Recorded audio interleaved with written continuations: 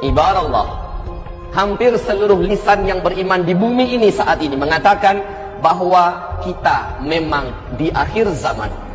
Kiamat sudah hampir di ambang pintu. Tanda-tanda yang diceritakan oleh Rasulullah sallallahu alaihi wasallam begitu vulgar dan sangat jelas di depan mata kita saat ini. Tidak ada satu yang berani mengatakan tidak. Lihat, ketika Rasulullah menyebutkan di dalam hadis sahih Imam Muslim, salah satu tanda yang paling terang bahwa kiamat sudah sangat dekat adalah saat Arab mendadak menjadi kaya raya, lalu mereka berlomba-lomba membangun gedung-gedung yang tinggi-tinggi.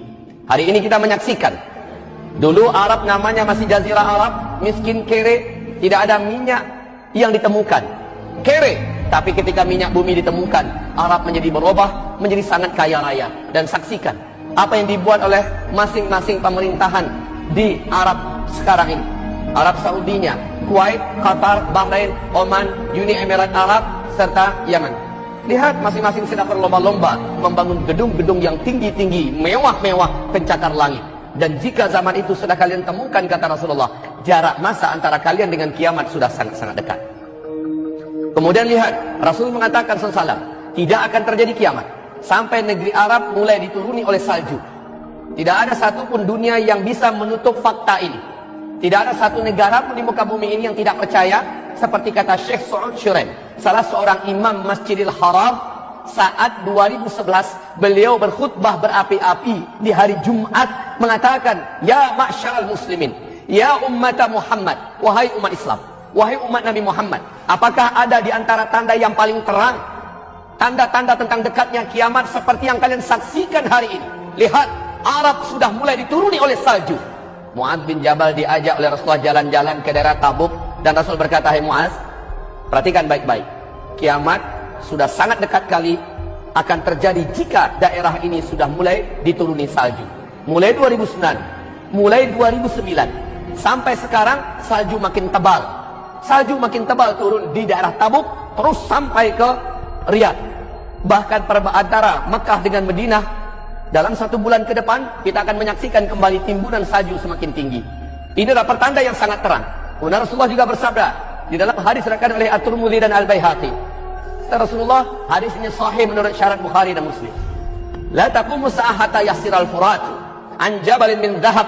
Tidak akan pernah terjadi kiamat sampai sungai Efrat mengering dan nanti akan ditemukan gunung emas di dalam perut bumi Irak.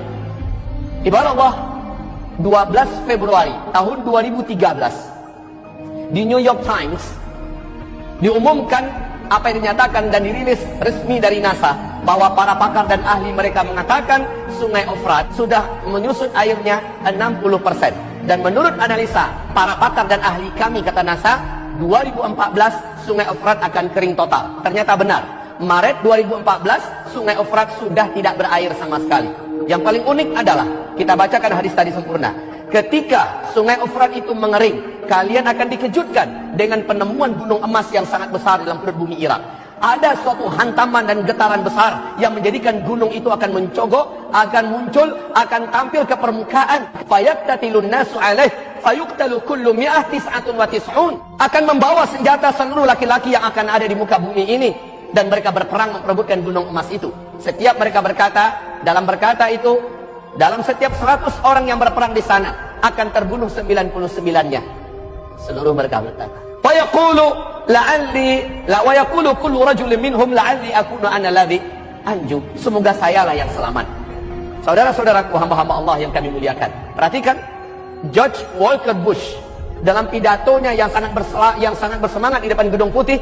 Beliau mengumumkan bahwa satelit kita telah menemukan potensi emas yang sangat besar di negeri Irak. Amerika Serikat selaku polisi dunia akan memastikan emas ini tidak akan terjatuh ke tangan-tangan negara-negara dan manusia-manusia yang tidak bertanggung jawab. Lihat fakta yang kita temukan.